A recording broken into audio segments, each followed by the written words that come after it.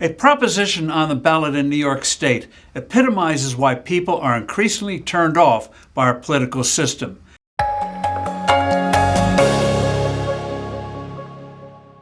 Hello, I'm Steve Forbes, and this is What's Ahead, where you get the insights you need to better navigate these turbulent times.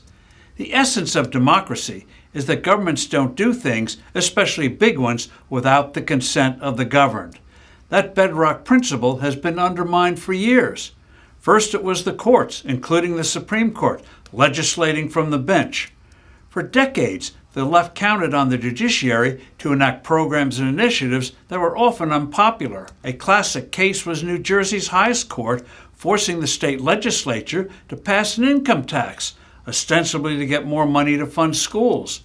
Voters didn't want the tax, which is why legislators had previously rejected it. In more recent times, however, the judiciary, especially the Supreme Court, has been moving away from acting like legislatures. Instead, the left has counted on increasing activism from government bureaucracies and regulatory agencies to enact their unpopular agendas. Getting rid of gasoline and diesel-powered cars and trucks, for instance, would never win a referendum outside of a few precincts on the East and West Coasts. But the EPA and other agencies hope to achieve this goal by passing rules, supposedly to reduce emissions, that will actually make vehicles with internal combustion engines absolutely unaffordable. Another route is the referendum that ostensibly has one purpose, a popular one, but is cleverly worded in a way to achieve agendas that most people oppose. The most blatant example this November is New York State's Proposition 1. Its official title is the Equal Rights Act. It is being peddled as a protection of a woman's right to abortion. This is a ruse. New York already has one of the most liberal abortion laws in the country, and politically it is encased in cement. The proposition doesn't even use the word abortion.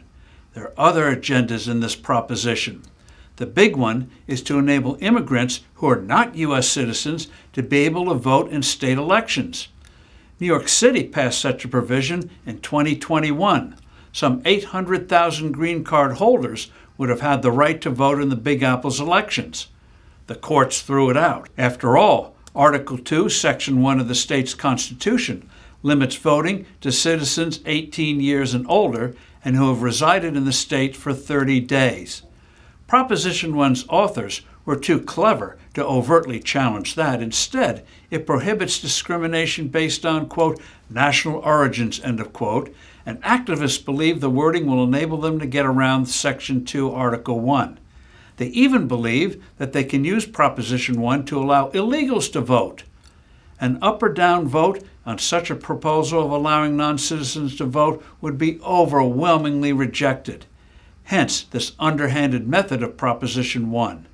The far left also believes that Proposition 1 would enshrine the right of men who proclaim they are women to participate in women's sports. Again, a vote on this idea would never pass. There are other things that Prop 1 could facilitate that would never withstand an open vote. All this is why Proposition 1 should be rejected. It is a prime example of using false pretenses to seek in programs that the public is against.